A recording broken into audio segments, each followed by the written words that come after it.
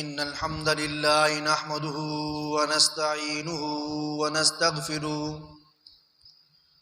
व नऊज़ु बिल्लाहि मिन शुरूरि अनफुसिना व मिन सय्यिआति अअमालिना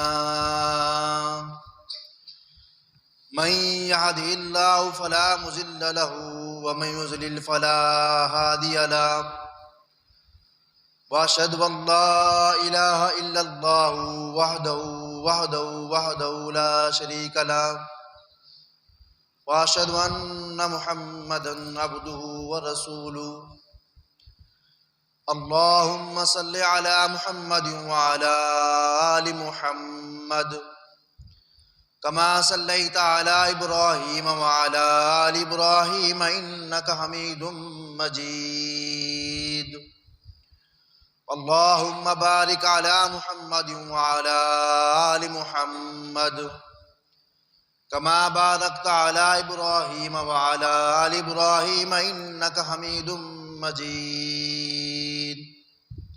फ़इन्न खैरल हदीस किताबुल्लाह व खैरल हदी हदी मुहम्मदिन सल्लल्लाहु अलैहि वसल्लम व शर्रल उमूरि मुहतसातुहा व कुल्लु मुहतसतिन बिदअ व कुल्लु बिदअतिन दलाला व कुल्लु दलालतिन फिन्नार। अऊज़ु बिल्लाहि अस्समीइल अलीम मिनश शैतानिर रजीम। बिस्मिल्लाहिर रहमानिर रहीम। या अय्युहन नासु तक़ू रब्बकुमुल्लज़ी खलक़कुम मिन नफ्सिन वाहिदतिन व खलक़ मिनहा ज़ौजहा वबस्स मिनहुमा रिजालन कसीरन व निसाअ वत्तक़ुल्लाहल्लज़ी तसाअलून बिही वल अर्हाम इन्नल्लाहा काना अलैकुम रक़ीबा। या अय्युहल्लज़ीना आमनुत्तक़ुल्लाहा हक़्क़ तुक़ातिही व ला तमूतुन्ना इल्ला व अंतुम मुस्लिमून। या अय्युहल्लज़ीना आमनुत्तक़ुल्लाहा व क़ूलू क़ौलन सदीदा युस्लिह लकुम अमालकुम व यग़फ़िर लकुम ज़ुनूबकुम व मन युतिइल्लाह व रसूलहु फ़क़द फ़ाज़ फ़ौज़न अज़ीमा। क़ाल अल्लाहु तबारक व तआला फ़ी कलामिन आख़र या अय्युहल्लज़ीना आमनु इस्तईनु बिस्सब्रि वस्सलात इन्नल्लाहा मअस्साबिरीन। तमाम किस्म की तारीफ़ें अल्लाह रब्बुल आलमीन मालिक अर्ज़ व समा और खालिक कायनात के लिए है। बेशुमार दुरूद व सलाम इमामुल अंबिया जनाब मुहम्मदुर रसूलुल्लाह सल्लल्लाहु अलैहि वसल्लम के लिए, जिनके ज़रिए अल्लाह रब्बुल आलमीन ने इस कायनात की हिदायत और रहनुमाई का बंदोबस्त फरमाया। आज के इस खुतबा जुमा में आपके सामने सब्र के हवाले से गुफ्तगू करनी है।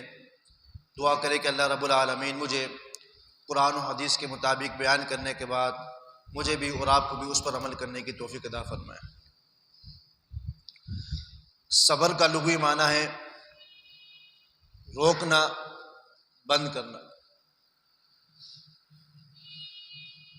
अहले इल्म ने सब्र की तारीफ ये की है कि कोई शख्स उस पर परेशानी आने से पहले, तकलीफ और मुसीबत आने से पहले जिस हाल में वो मौजूद था, तकलीफ आ जाने के बाद उसकी वही हालत रहे, इसको सब्र कहते हैं। सब्र या अल्लाह रब्बुल आलमीन की तरफ से अगर किसी शख्स को नसीब हो जाए तो सही बुखारी के अंदर आता है कि नबी अलैहिस्सलातु वस्सलाम फरमाते कि मा ऊतिया अहदुन अतान खैरन व औसअ मिन अस्सब्री, कि जिस शख्स को सब्र जैसी चीज मिल जाए तो समझे कि उससे बेहतर उम्दा चीज किसी को ना मिली, किसी और को नहीं मिली। बल्कि अब्दुल्लाह बिन मसूद रज़ियल्लाहु ताला अन्हु तो यहाँ तक फरमाते हैं कि अस्सब्रु निस्फुल ईमान सबर जो है आधा ईमान है। इंसान इस दुनिया के अंदर जिंदगी गुजारता है, दिन रात गुजरते रहते हैं। कभी हालात किस तरीके से होते हैं, दिन रात की कैफियत कुछ होती है, कभी परेशानी के अंदर मुब्तला है, कभी बीमारी के अंदर, कभी कोई मसाइल उसके साथ पेश होते हैं। दुनिया के अंदर ये मामलात हर किसी के साथ रहते हैं, लेकिन सबसे बेहतरीन शख्स वो है जो इस हालत में भी अल्लाह रब्बुल आलमीन का शुक्र अदा करे और सब्र करता रहे।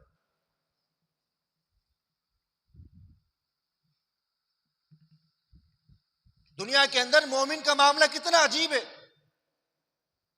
और कितना बेहतरीन मामला मोमिन का है। इन असाबतु सर्राहु फशकरा, अगर किसी मुसलमान को कोई खुशी नसीब होती है और उस खुशी के अंदर वो अल्लाह रब्बुल आलमीन का शुक्र अदा करता है, अल्लाह रब्बुल आलमीन का शुक्र अदा करता है, उसके लिए बेहतर है। वाइन असाबतु ज़र्राहु सबरा फकान खैरन लहू, और अगर उसको कोई तकलीफ पहुंचती है, उस तकलीफ में वो सब्र करता है, तो इसका सब्र करना इस तकलीफ में फकान खैरन लहू, तो उसके लिए बेहतर होता है। दोनों हालतों में मोमिन के लिए भलाई और खैर है। अगर खुशहाल है, हंसी खुशी जिंदगी गुजार रहा है, अल्लाह की नेमत तो उसको मुयस्सर है, उस हाल में अल्लाह का शुक्र अदा करता है, तो उसके लिए बेहतर है। अगर कोई तकलीफ पहुंचती है, उस तकलीफ में सब्र करता है, तो उस तकलीफ में सब्र करना भी उसके लिए बेहतर है। यह दुनिया का मामला है। इस दुनिया के अंदर बड़े मामला हैं इंसान के साथ। आपको एक मिसाल ले लीजिए। एक आदमी है, मिसाल के तौर पर, अगर उसका कोई बच्चा फौत हो गया, बड़ा परेशान है, औलाद से वालिदैन को कितना मोहब्बत होती है, ये तो वही समझ सकता है जो खुद वालिदैन है। औलाद को उस वक्त तक इस चीज का एहसास नहीं होगा जब वो खुद और वालिदैन बनेंगे, औलाद उनकी होगी, तो उनको एहसास होगा कि हमारे माँ बाप ने किस तरीके से हमारी परवरिश की है और हमारा बाप हमारा लिए किस तरह दिन रात काम किया करता था। अल्लाह के नबी अलैहिस्सलाम फरमाते कि अगर कोई बंदा मुसलमान मोमिन और उसका कोई बच्चा फौत हो जाता है, मर जाता है, तो अल्लाह रब्बुल आलमीन फरिश्तों से पूछता है। हालांकि अल्लाह रब्बुल आलमीन तो जानता है, फरिश्तों से पूछता है, फरिश्तों बताओ तो सही, जब तुम मेरे बंदे के पास गए थे, उसका लख्त जिगर, उसके दिल का टुकड़ा जब तुम लेकर आए, तो उसकी जुबान पे क्या अल्फाज थे। अल्लाह जानने के बावजूद फरिश्तों से पूछता है। फरिश्ते कहते हैं, अल्लाह वो तो तेरी तारीफ बयान कर रहा था, इन्ना लिल्लाहि व इन्ना इलैहि राजिऊन, तेरी हम्द बयान कर रहा था। अल्लाह के नबी अलैहिस्सलाम फरमाते, अल्लाह ताला फरमाता है, इब्नु ली अब्दी बैतन फिल जन्नती, कि इस मेरे बंदे के लिए जन्नत के अंदर एक महल तैयार करो और उसका नाम बैतुल हम्द रख दो। क्यों? दुनिया के अंदर इसको तकलीफ पहुंची और उस तकलीफ के अंदर मेरे इस बंदे ने सब्र किया है। आज इसके लिए बदला यह है कि इसके लिए क्या किया जाए, इसके लिए जन्नत में एक घर बनाओ, उस घर का नाम बैतुल हम्द रखो। इस बंदे को जब तकलीफ पहुंची थी, उस तकलीफ में हालत में इस बंदे ने मेरी तारीफ की थी, इसके लिए घर बनाओ जन्नत में और उसका नाम रख दो बैतुल हम्द, तारीफों वाला घर। तारीफों वाला घर, इस बंदे के लिए महल बनाकर उसका नाम रख दो। दुनिया के अंदर इसने मेरी तारीफ की, परेशानी के वक्त जब इसका लफ्त जिगर इससे जुदा हो रहा था, उस वक्त उसने ये अल्फाज कहे, ये कलिमात कहे, तो इसके लिए तुम जन्नत में घर बनाओ और उसका नाम बैतुल हम्द। अल्लाह के नबी अलैहिस्सलाम सब्र की तलकीन किस तरीके से कर रहे हैं, अपनी उम्मत को किस तरीके से समझा रहे हैं। हत्ता कि एक दिन नबी अलैहिस्सलाम ने अपने एक साहबी को देखा जो बड़ा परेशान है, परेशानी के आलम में है, गमज़दा है। उससे पूछा क्या हुआ, उसने अपनी दास्तान सुनाई। अल्लाह के नबी मेरा बेटा फौत हो गया है, इस वजह से परेशान हूँ। अल्लाह के नबी ने फरमाया, अमा अन तुहिब्बु, क्या तू इस बात को पसंद नहीं करता कि कल क़यामत के दिन जन्नत के दरवाजों में से एक दरवाजे पे तेरा ये मासूम बच्चा खड़ा हुआ हो और तू उसको उस हाल में पाए कि वो तेरा इंतजार कर रहा हो? क्या उस बात को पसंद नहीं करता? अगर दुनिया के अंदर या औलाद फौत हो गई और सब्र करो तो उस सब्र का बदला यह है कि जन्नत के दरवाजे पर या औलाद खड़ी हुई तुम्हारा इंतजार कर रही है। यह सब्र दुनिया के अंदर किसी मामलात में भी आप देखें, आप सब्र कीजिए और सब्र करने वाले के अजर को अल्लाह रब्बुल आलमीन ज़ाया नहीं करता, बल्कि पूरा पूरा उनको अजर देता है, उनके सवाब में कमी वाक़ई नहीं होती। आपको वाक़या याद होगा वो उर्वा बिन ज़ुबैर रहमतुल्लाह अलैह का, जो कि एक मशहूर ताबी है, सैयदना अबू बकर सिद्दीक रज़ियल्लाहु ताला अन्हु के नवासे हैं। उर्वा बिन ज़ुबैर, ज़ुबैर जो है अल्लाह के नबी अलैहिस्सलाम के फूफीज़ाद भाई हैं और उर्वा जो है उनका बेटा है। ये सैयदा आयशा रज़ियल्लाहु ताला अन्हा के भांजे हैं, अस्मा के बेटे हैं। यह ताबी है, ताबी मदीना के अंदर फुकहा जो शुमार होते थे उनमें इनका शुमार होता था। इनको वक्त के खलीफा ने मरवान बिन अब्दुल मलिक ने खत लिखा कि आप हमारे पास आ जाए, हमें खिदमत का मौका दें। आप हमारे पास आएंगे, हमें आपकी खिदमत करने का मौका मिलेगा, आपसे कुछ सीखने को मिलेगा, आपकी दावत हम करते, हमारी दावत कबूल कीजिए। उर्वा बिन ज़ुबैर ने अपने बच्चों को कहा कि मुझे खलीफा ने बुलाया है और मैं उस तरफ जा रहा हूं, और इनका एक छोटा बेटा तैयार हो गया, कहा अब्बा जान मैं भी आपके साथ जाऊंगा। कहा ठीक है चलिए। उर्वा बिन ज़ुबैर अपने बेटे को साथ लेकर वहां से रवाना हो गए। वहां पर बादशाह के पास पहुंच गए। बादशाह ने इस्तकबाल किया, बड़ा खुश हुआ कि उर्वा बिन ज़ुबैर हमारे खत पर हमारे पास तशरीफ ले आए, हमें खिदमत करने का मौका दिया।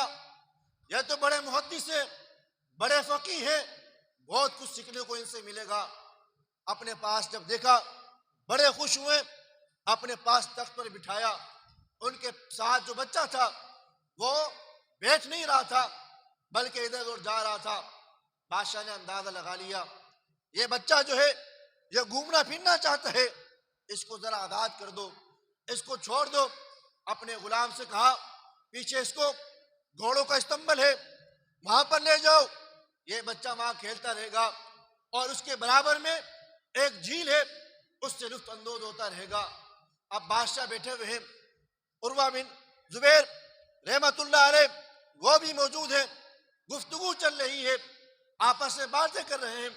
थोड़ी देर के बाद गुलाम दौड़ता हुआ आया, उसने कहा बादशाह सलामत, आपका मेहमान जो आया था उसका जो बच्चा था वो घोड़ों की जद में आ गया और घोड़ों ने उसको मार दिया। घोड़े ने उसको मार दिया और घोड़े अपनी शरारत से बाज नहीं आए और अपने पांव से उस पर हमला करते रहे, बच्चे को मार दिया। उर्वा बिन ज़ुबैर परेशान हो गए, बादशाह उससे ज्यादा परेशान हो गया। उर्वा बिन ज़ुबैर को अपने पास बुलाया, लेकिन यहाँ क्या हुआ, मामला ये हुआ उनका मासूम छोटा बच्चा जो है वो कीमा हो गया। घोड़ों ने अपने पांव के नीचे उसको कुचल के रख दिया। अब परेशान है, गमज़दा है, अपनी जबान से कोई अल्फाज नहीं कहे, उस मासूम बच्चे को उधर ही दफन किया।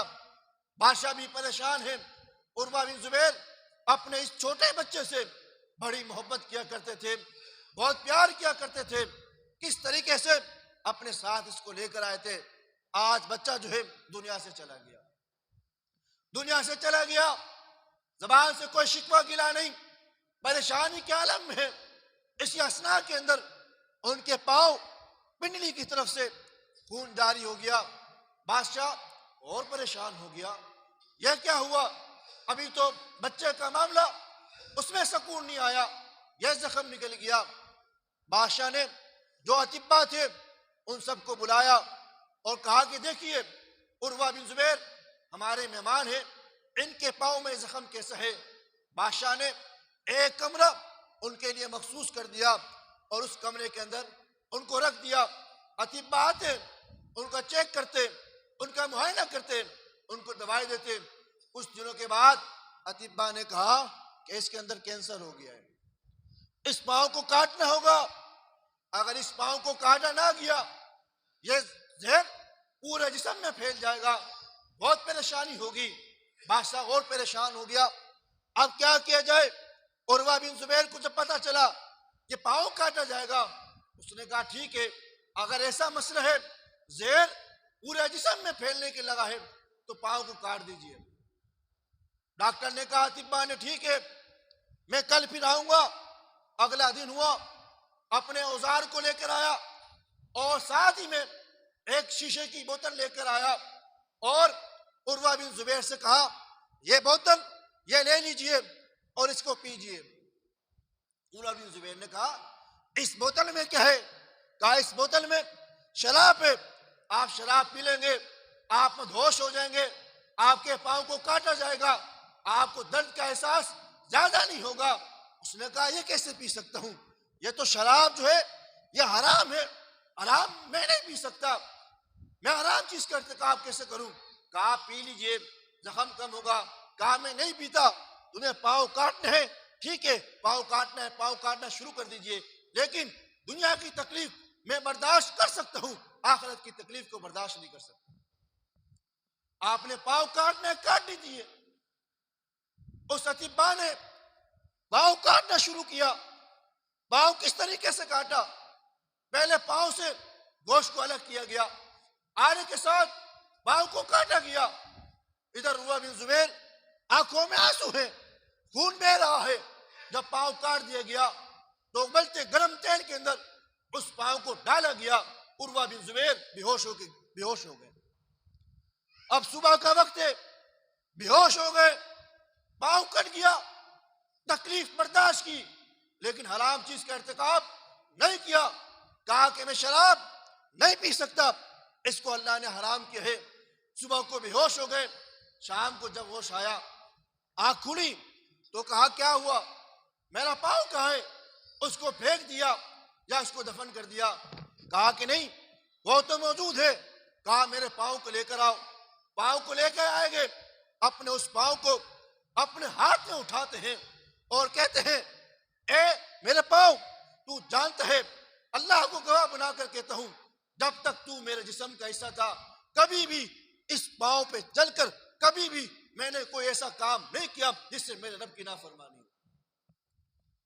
कभी भी इस पाँव पे चलकर मैंने कोई नाफरमानी वाला काम नहीं किया जिससे मेरा रब नाराज हो जाए।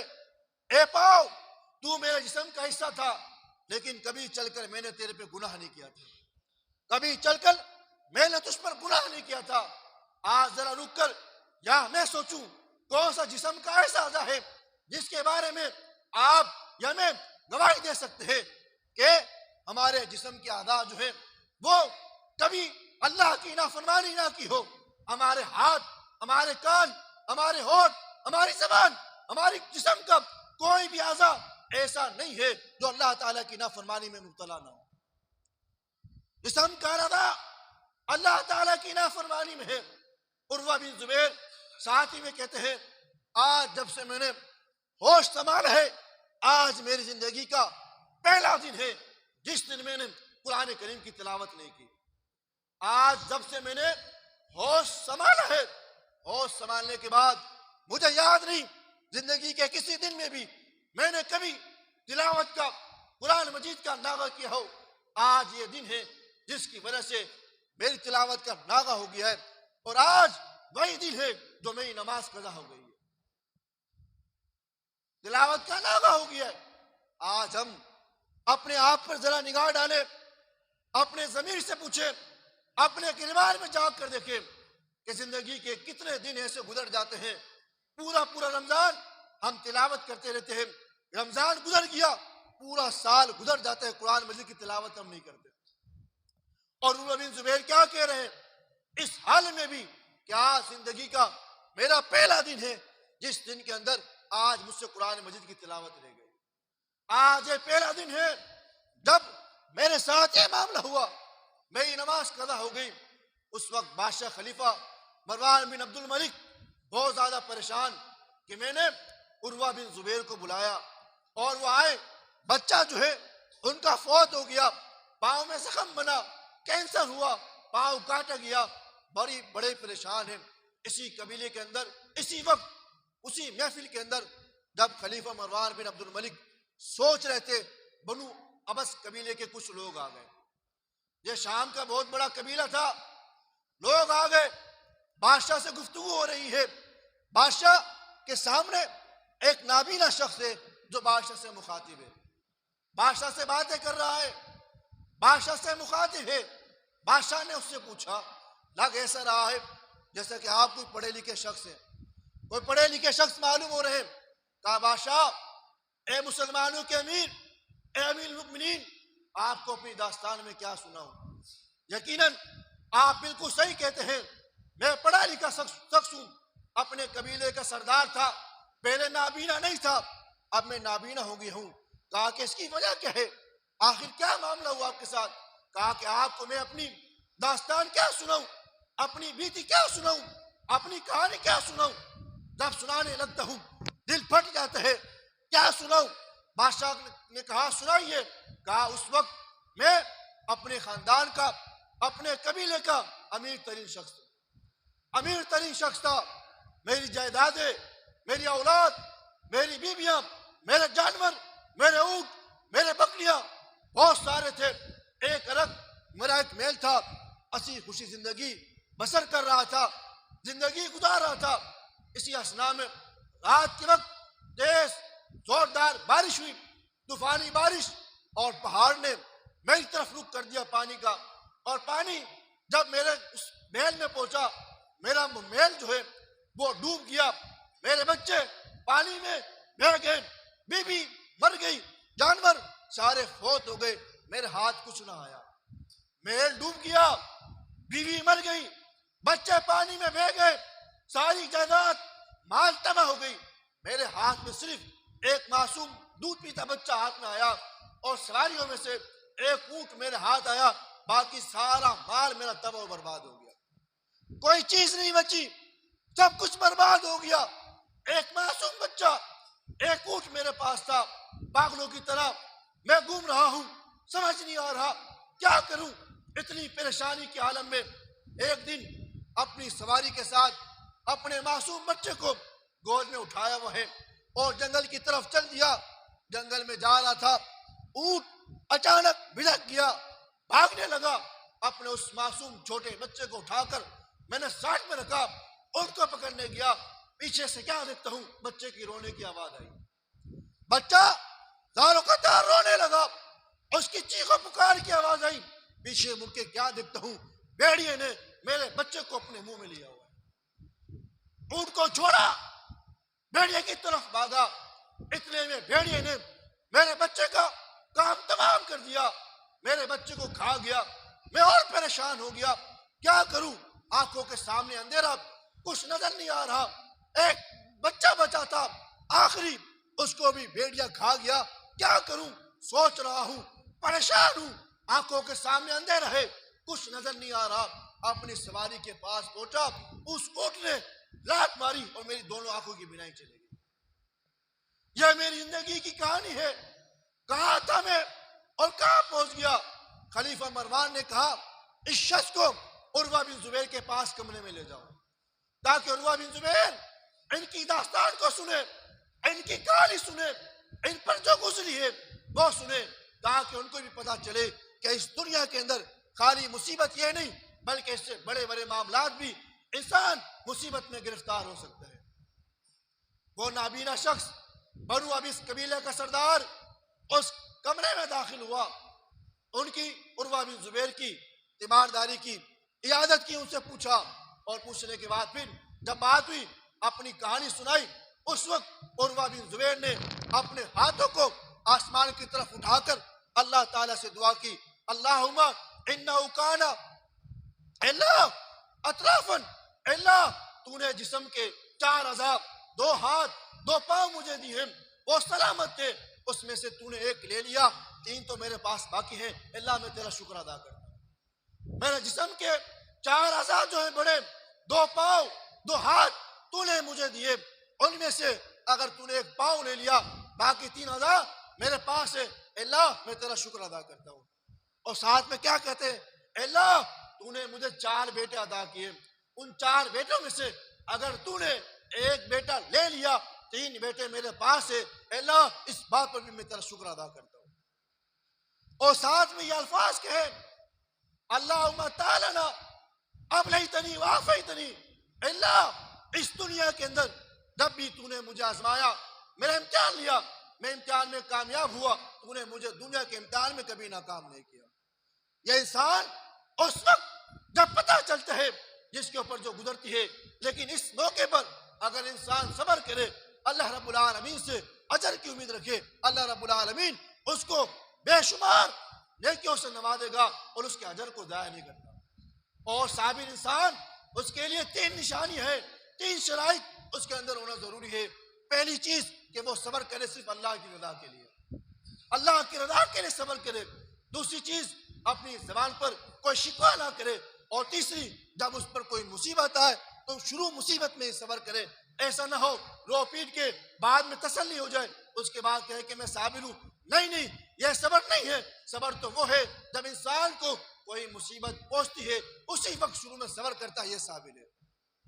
और कोई इंसान अगर परेशान है, मुसीबत में है, और उस वक्त अगर वो मुश्किलात में अल्लाह रब्बुल आलमीन से दुआ करता है, तो यह सब्र के मुनाफी नहीं है, बल्कि अल्लाह रब्बुल आलमीन के साथ अपना ताल्लुक जोड़ता है। दुआ करे कि अल्लाह रब्बुल आलमीन हमें सही मायनों में सब्र करने की तौफीक अता फरमाए।